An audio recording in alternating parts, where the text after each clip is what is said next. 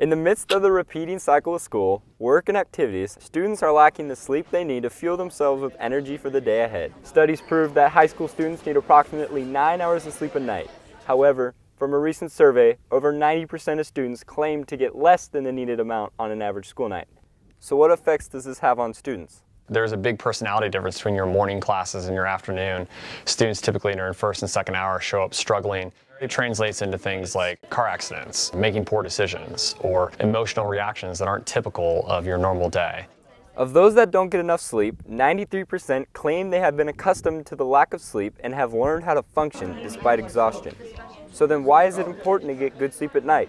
I was in the car, driving, kind of nodded off, hit the rumble strips.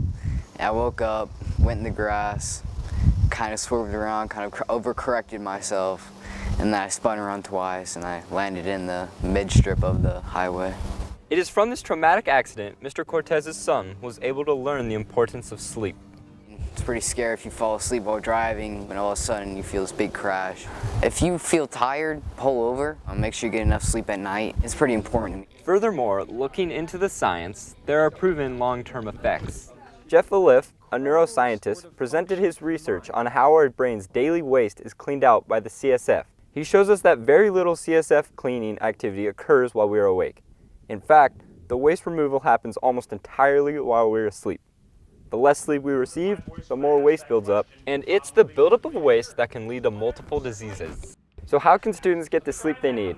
Since most of us aren't able to remove school, work, and our activities from our schedules, the best answer lies within the idea of working around these obstacles. Stick to a sleep schedule, limit caffeine intake, practice organized time management, and refrain from cell phones and computers before bed.